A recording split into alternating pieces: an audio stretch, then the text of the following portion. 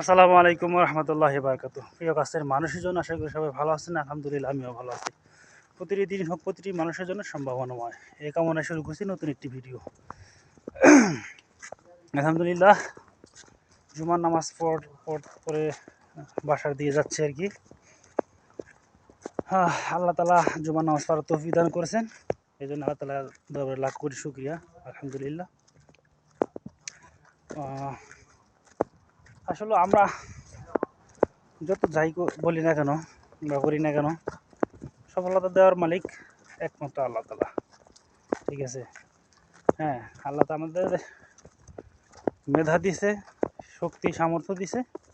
আমাদের মেধা হারিয়ে আমরা আল্লাহ তালার কাছে সাহায্য চেয়ে সামনের দিকে ধাবিত হব। এতে যদি আল্লাহ তালা খায়ের বরকত দান করে তবেই সফলতা সম্ভব, অন্যথায় সফলতা কোনোভাবেই সম্ভব না। এই জন্য আমরা আমাদের সর্বোচ্চ চেষ্টা করব এবং আল্লাহ তালার কাছে সহযোগিতা চাব। ঠিক আছে, এমন না নিরাশ হওয়ার কিছু নাই। আল্লাহ তালা যদি দুনিয়াতে সফল নাও করান, তার জন্য উত্তম পরিকল্পনাকারী তো আল্লাহ আছেই। হয়তো বা আখিরাতে এই দোয়ার বদৌলতে অনেক ভালো কিছু দান করবেন। প্রত্যেকটা দোয়াটাই খুব কার্যকরী, ইম্পর্টেন্ট। কোনো দোয়াই আল্লাহ তালা তুচ্ছ মনে করেন না।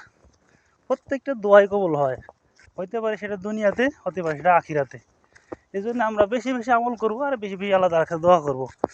দেখবেন একটা সময় এই দোয়ার কারণে আল্লাহ তাআলা আমাদের সমস্ত কাজগুলা সহজ করে দিয়েছেন।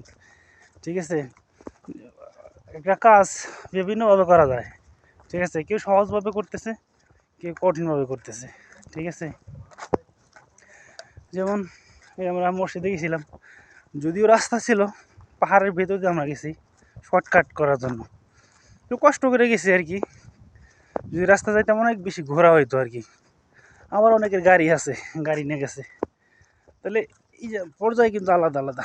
ঠিক আছে, এই জন্য আল্লাহ তালা কাকে কখন কোথায় রাখে না রাখে এটা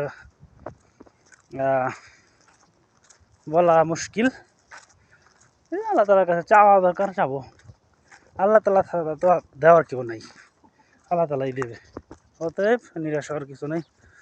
তো যাই হোক, ভিডিওটা লম্বা করবো না, সবার সুস্বাস্থ্য কামনা করি। ভিডিওটা এখান থেকে শেষ করি। সবাই ভালো থাকুন, সবার আশেপাশের মানুষগুলোকে ভালো রাখুন। আসসালামু আলাইকুম রহমতুল্লাহি ওয়া বারাকাতুহু।